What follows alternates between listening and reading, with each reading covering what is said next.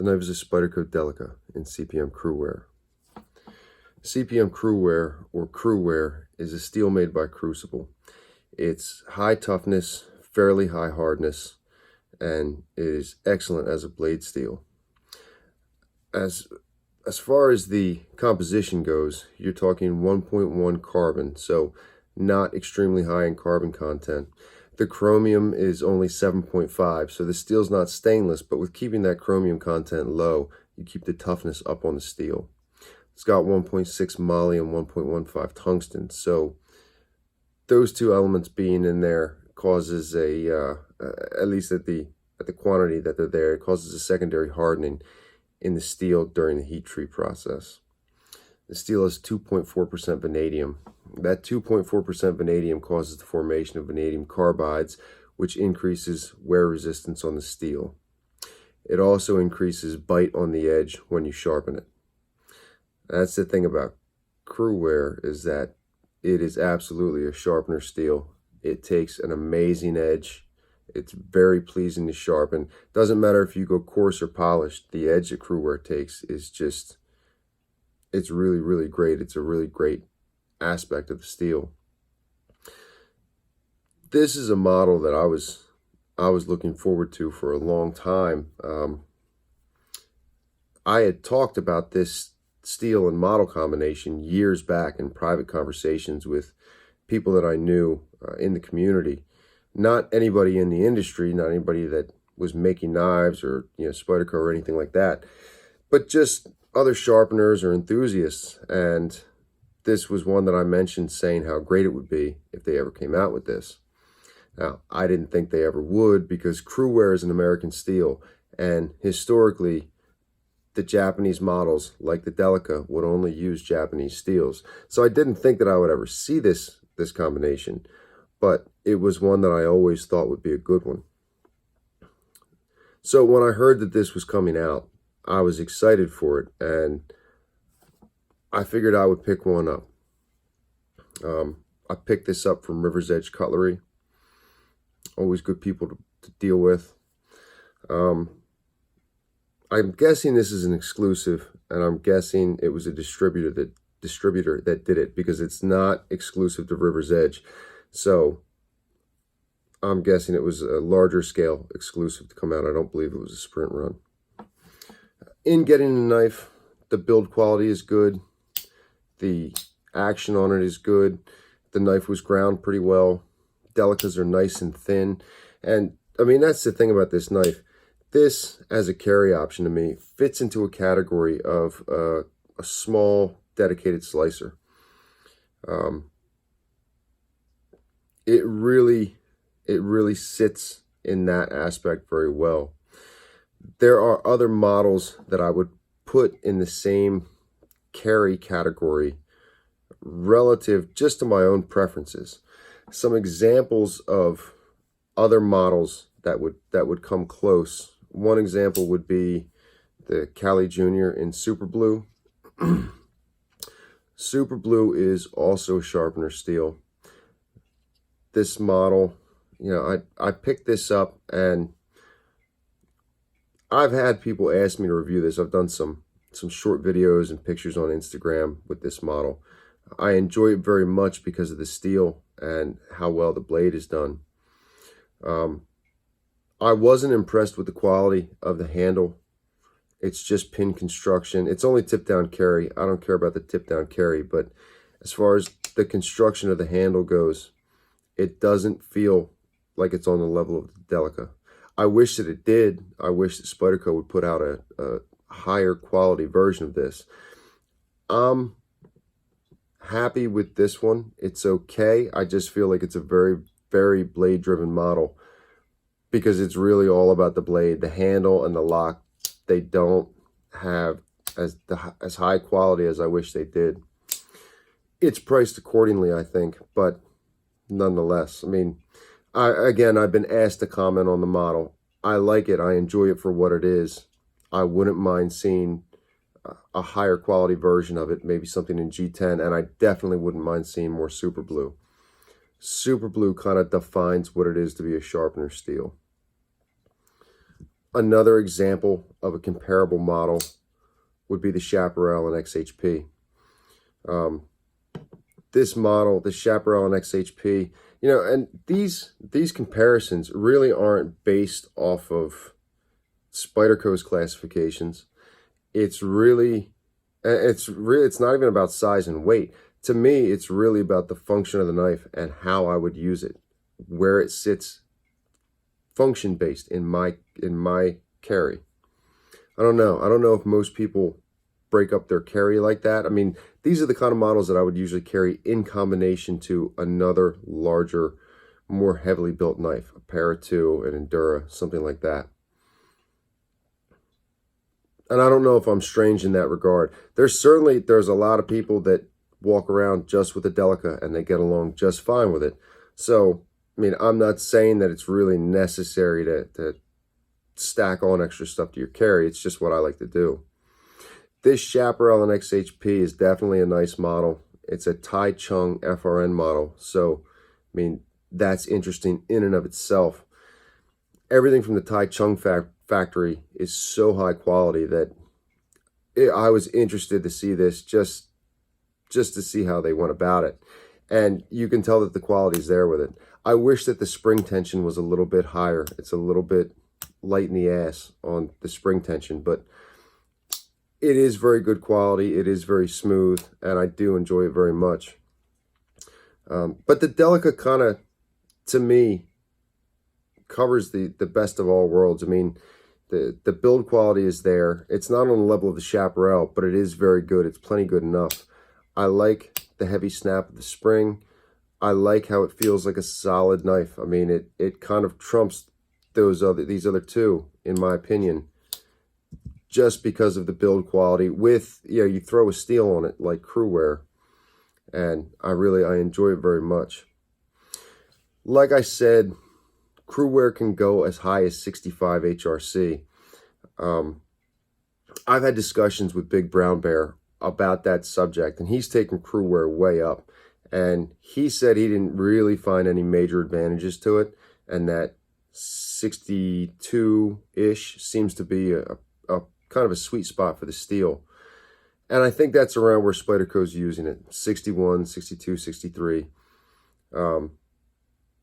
I know that I enjoy what Spyderco is doing with it very much. A few years ago, I reviewed the Para 3 in CruWear. And when I did that video, around that time, I had been using Veneve's Diamond Waterstones, their first release of Diamond Waterstones. I had been using them a lot during that time. The stones were new to me then. In that video, I used those stones for the final sharpening. After the Veneves, I moved on to a 20K Suhiro with a 0.5 micron diamond spray on the stone. And then I used strops.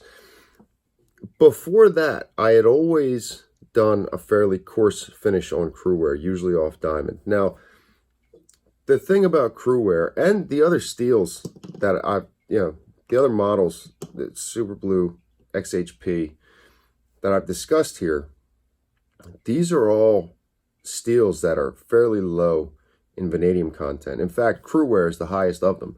So it opens you up to using kind of whatever abrasives you want. Certainly Shaptons, Suhiros, Nubatamas, those kind of stones, those alumina-based water stones work just fine on these steels. CruWear being at 2.4%, it kind of doesn't cross that threshold, at least not in my experience. But like I said, in the past, I'd always used it with a coarse finish. Certainly Super Blue and XHP, I like to polish. I like to take the edge way up. But in that Para 3 video, I polished the edge, and what I found after that in use was that CruWear seemed to hold its front end sharpness longer than you would expect. I mean, CruWear is not going to be a powerhouse of edge holding. It just doesn't have the chemistry for that. It's not going to be S110V or S90V. But with a polished edge, it seemed like it was holding its bite longer than you would think. It's been a while. I've been away from CruWear for a while. So in getting this knife, I was really interested to sharpen it and to kind of go down that road with a new model in CruWear. Lately, I have continued to do a lot of sharpening with the Veneve OCB diamond waterstones that were sent to me. It's a set of Veneve stones. The only stones of the set that are actually OCB stones are the 800 and 1200 grit stones. I've been using these on different steels, different models, and just looking to see what I would come up with, looking to see differences in the edge and that kind of thing. And one of the things that I noticed with these stones was that very often, or all the time, it seemed as if the edges that I was getting were the same.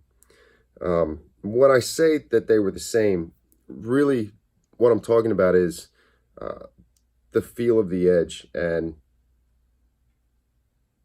I don't know, I mean, the grit of it, the feel of it, they were very similar from one steel to the next, one knife to the next.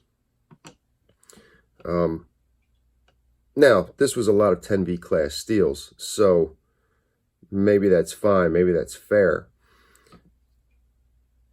I thought I would go ahead and sharpen CruWear because, like I said, it seemed with a polished edge in the past as if the front end sharpness hung around longer than you would expect it to. Now, that whole subject about the front end sharpness hanging around longer than you would expect, it raises an interesting conversation. If you're considering performance, there's a lot of discussions these days on performance.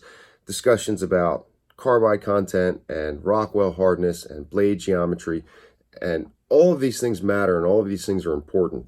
There's another thing that has a huge impact on performance, and that's the sharpening of the blade. It seems like an obvious thing to some of us in the knife community, but I think there's probably a good population where it isn't quite so obvious. The sharpening of the blade has a huge impact on the performance that you're going to find on the edge. And when I say the sharpening, I'm talking all aspects, from edge angle to edge finish to the abrasives used to how high in sharpness it's taken. This can even, I mean, it can even affect how the knife is used relative to how it performs. What I mean when I say that is, look at, say, a rope cut test on manila rope. If you're going to look at doing a rope cut test on manila rope, and you compare, let's say, an edge like this, a polished edge, a mirrored edge, taken to 1 micron or half micron at 30 inclusive, you do the test, you get your result.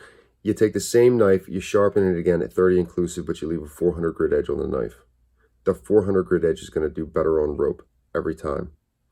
Now, the reason for that is the edge finish and the way the test is set up. Rope cut tests are set up for a slicing motion.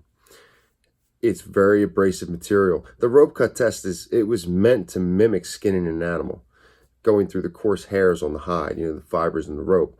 So if you're doing that test, a coarse finish on the knife on manila rope is always going to do better. That's the sharpening. I mean, that's where it comes into play. There's some of us in the knife community, that the sharpening community, who will base the edge that we put on a knife relative to how it's used. There are professional sharpeners in the sharpening community who will talk to a customer about how they use their knives to decide what kind of edge to put on the knife for them. I'm not saying that things like carbide content and Rockwell hardness and blade geometry aren't important things. They are.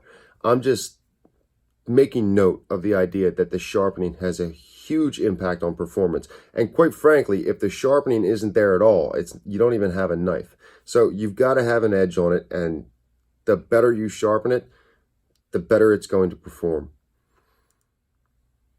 If you're putting your angle at 50 inclusive, it's not going to last as long as, say, 30 inclusive. Things like that, aspects like that. There are aspects to it that people don't realize, and I'm just emphasizing the importance of sharpening. Again, this is something that sharpeners are definitely well aware of. Testers are absolutely aware of it, but I'm not sure that everybody in the community is.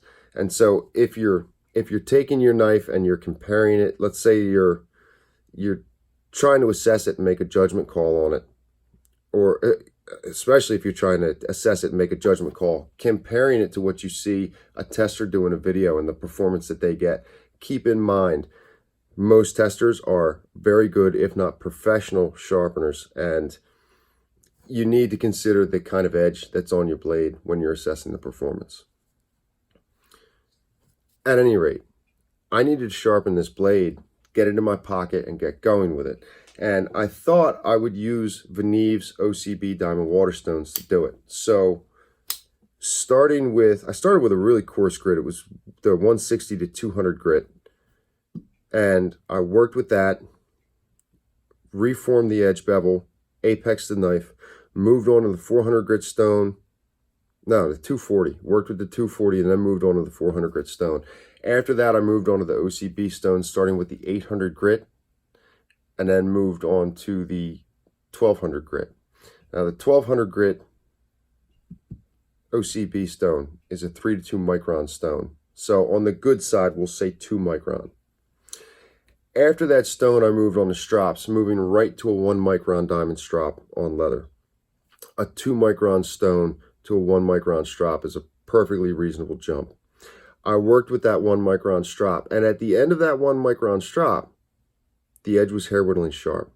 The polish was nice. I was very pleased with it. These OCB stones from Veneve function very, very well. The polish that they bring up is really great.